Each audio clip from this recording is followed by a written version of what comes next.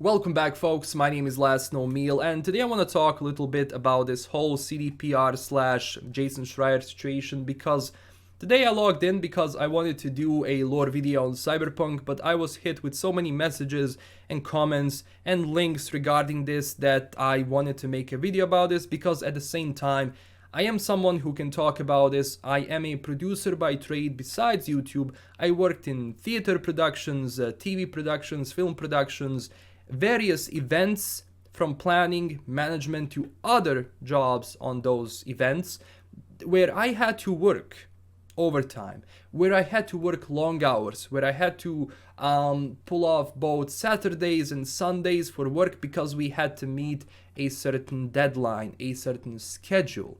And whenever an article like this happens, it seems to me that it's more like, let's collect, the traffic so that we can get money, more than actually about solving the problem. And it seems to me, from the reader's perspective, that Jason Schreier, it's almost like he has a bone to pick with CDPR, especially when he's writing about, this company. Because I don't think Jason Schreier is a bad journalist. I absolutely don't think that. But there is a certain feeling I get whenever I read anything he has to write about CDPR. And it almost seems to me that Jason is only going to write about Cyberpunk and about CDPR if it's a bad thing. So if you call yourself a journalist, then please be objective. If all of these people call themselves the media journalists, then please stick to being a journalist. You're not here to force an agenda. And that's what I'm going to do in my video. I'm going to give you an objective view of the situation. So at the end of the day, you draw your own conclusions from this. But as a reader, I came to notice that Jason Schreier, specifically him, has a bone to pick with CDPR. And the amount of clickbait, garbage articles which came out after Jason released this on other websites, it was insane. The amount of lying and clickbait and just general dishonesty is sickening. Is sickening for someone who calls themselves journalists. And again, I'm not referring to Jason in this situation. I'm referring to a bunch of people around him that actually took this story and just wrote that old clickbait so they can get traffic. Because let's face it, crunch, even though I hate that word, it's such a weaponized word, because it's so broad. It doesn't give you the full image of what is going on. When someone says, oh, they're crunching in this company, you immediately think of the worst. And one more thing, there is a huge difference between EU laws and US laws regarding working overtime and crunch. Because I did hear that in the United States, you don't really get paid for working overtime. And according to Polish laws, because as an objective journalist, I went actually to check on the Polish laws on agriworker.eu. And this is what it says regarding the laws of labor in Poland. Regulation of overtime working. According to the Polish labor law, you are not allowed to work more than 8 extra hours per week and maximum of 150 hours overtime per year. When are you entitled to overtime payment? The right to overtime payment should be noted in your contract, so obviously every single person that works in the development industry, trust me, they knew what they were getting into. Again, do I like working overtime? Do I like crunch? Absolutely not. I wish there was a way to finish a project without working overtime, but you can see, as some of the journalists, I don't live in fantasy land, I live in real world. So besides that, there is also this thing. So when, after working 8 hours a day, you are entitled to 50% extra of the standard wage for every hour you work overtime. That's good money. When you work overtime on Sundays and holidays, you are entitled to 100% extra of your pay. Working at night after 21 hours, if you work at night between 21 and 6, you must receive 20% extra payment. So, if we compare USA and Poland, they're huge differences regarding working overtime. Of course, it's not all about the money. There is, of course, the mental part of that you don't basically burn out. And those things are definitely up to people. They're definitely up to developers and, just people in general. Some people can work longer hours, some people cannot. And look, as someone who has worked in various industries on a producer side, because I'm a producer besides this, I've been in situations where I had to say to people that we have to work longer hours to meet the schedule, to meet the deadline. And for as long as you have deadlines, for as long as you have scheduling, there is always going to be some overtime. You cannot escape it. So let's continue what Jason actually had to say about this. Red, a subsidiary of Poland's biggest gaming company, CD Projekt SA, has been criticized previously for engaging in crunch, an industry term for excessive overtime in game development. Again, it's almost like it happens only in game development.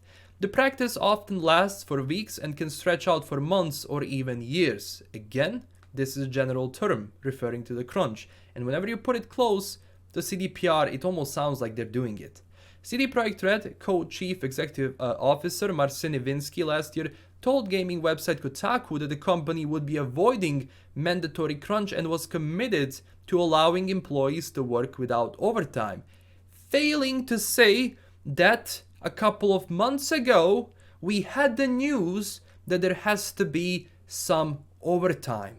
And it almost seems to me that Jason over here completely forgot what was happening in 2020 and how 2020 came difficult to organize anything, especially a project of this size. And that's the problem I have him as a journalist. He approaches these articles with a certain agenda. And when you read it, you can see it. But an account from CD Projekt Red employee recently, as well as an email to staff earlier this week, indicate that the company hasn't lived up to its word. The employee, who asked not to be named discussing private information, said some staff had already been putting in nights and weekends for more than a year. Sadly, it's the truth. Yes, it happens. It happens everywhere. In an email, CD Projekt Red Studio head Adam Badowski wrote that he was optimistic about the state of Cyberpunk 2077, which stars Keanu Reeves, and that they had just sent the game to be certified for release on Sony's PlayStation and Microsoft's Xbox. Now he wrote it was time to fix the game's mainly lingering bugs and glitches. Starting today, the entire development studio is in overdrive, Badowski wrote. Elaborating, this meant your typical amount of work and 1 day of the weekend. The extra work would be paid as required by the Polish labor laws that I actually said and went and read it to you. Many other video game studios don't pay for overtime. That is absolutely true. What's going on in the States? What about that? Why are people not being paid there? There is a huge difference between working overtime here and working overtime in the United States. Is it bad? Yes. It's everywhere working overtime is bad. But the thing is, somewhere it's a bit different. And that's why I don't like using the word crunch, because it's so broad. This is what actually Badowski said after that. I take it upon myself to receive the full backlash for the decision, he wrote.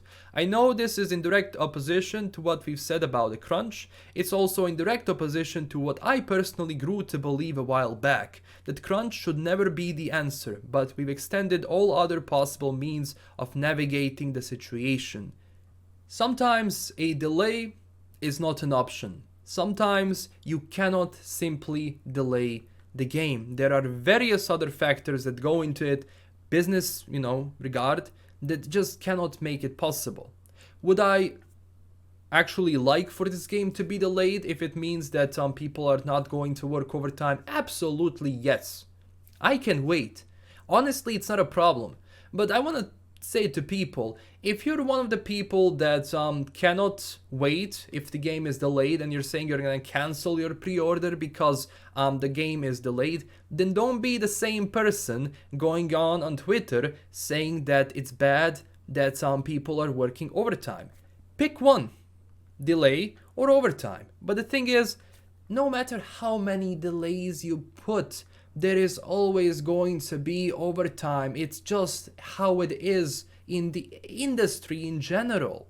Like, it seems to me that Jason never actually was working more than 8 hours for something that he's passionate about. That's what's bugging me here. That's the problem. And I want to continue this. CD Projekt Chief Financial Officer Piotr Nielubovic responded to Bloomberg question in an email saying that Cyberpunk's November launch date won't be changed, adding that the studio is working to eliminate most bugs at the last rate, the main reason it asked employees to work an extra day. It sucks, but it happens. It definitely happens. Now, let's go back to the statement released by Adam Badovsky, because as a journalist, I like to have both sides. Adam Badovsky said this: "These last 6 weeks are our final sprint on a project we've spent much of our lives on, something we care for deeply. The majority of the team understands that push, especially in light of the fact that we've been sent the game to cert, and every day brings us visibly closer to shipping a game we want to be proud of. This is one of the hardest decisions I've had to make, but everyone is well compensated for every extra hour they put in, and like in recent years, 10% of the annual profit of our company generated in 2020 will be split directly among the team." This I can stand behind. You know why? Because yes, he made a decision. He made a difficult decision for people to work overtime, but he stands behind his word. And every time I asked people to work overtime, I stood by my word. And I made sure that if people had to work overtime, that I work with them and that I stay for as long as they stay working, to also work on the project and to make sure they have enough water, food, whatever, so that they have good and healthy work environment. And you know what? They understood it. They went into this industry knowing that sometimes you just have to do it, you have to work overtime. And I've seen a lot of people now saying that they're gonna be canceling the pre-order because of this. It's basically raising a middle finger to all the devs that actually worked hard on this game, because most of them, like all of them, they want to show you this game. They want you to play this game. And maybe, like personally, if you don't want to play this game because of it, it's your decision. It's absolutely your decision, whatever. But if you actually think this is only about one thing, you are dead wrong. And I swear, I just wish Jason would actually bring out the full objective story on all of this, to actually say to people like what is actually going on and talk generally about the industry. At the end of the day, it seems to me, if only child labor got this much attention as this thing, we would be solving that. But no, let's stick to this. And I'm getting tired of this, definitely, because it almost seems like a hit piece. And of course, Adam Badovsky is going to stand by his word, which I definitely respect. I don't like when someone orders a mandatory overwork and they just go away. I like when someone actually stands by it. So on that front, look, it's bad. It's definitely bad in every industry. And we should aim for ways so we can resolve this. But it's not going to happen overnight. It's not going to change the industry in one day. It's basically impossible. Because schedules, deadlines, investors, community, people, all of that adds up. And there is one thing which stands in the air, which makes people work this hard on a game they like and a game they're proud of. It's expectations. It's expectations at the end of everything. Because people expect a certain product which has certain quality, and that's what they're aiming for. So, again, when I talk about crunch, when I talk about overtime, I don't like that it's happening in CDPR. I don't like it's happening anywhere. But I sadly do understand it because sometimes it's needed. So this was my take on the situation. You are free to draw your own conclusions from this. I'm not telling you what to think. Think whatever you want on this. But yeah, we shall see how this goes in general in the industry. But you know what's gonna happen? This article came out. It's gonna be active for a couple of days and then boom, everyone forgets about it like it never happened. And the problem in every industry stays. That's the thing. We never actually go and have a discussion and all of that so we can hear both sides of the story and see how we can help everyone to have a better working and healthy environment.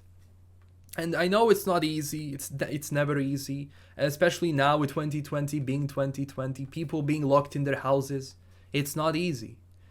And maybe the future will change it, but we'll see. I'm gonna have another lore video soon. I just wanted to talk about this. So this was my take on it, and I don't want to go on for too long. Thank you so much for watching. Don't forget to smash that like and subscribe button for more. And also don't forget to join our growing community on Twitter and Discord. I also have a Patreon page. If you were looking for an extra way to support the channel, you can do it through there. And huge thanks to my current Patreon supporters. This is LKM signing out, and stay classy everyone. Bye bye.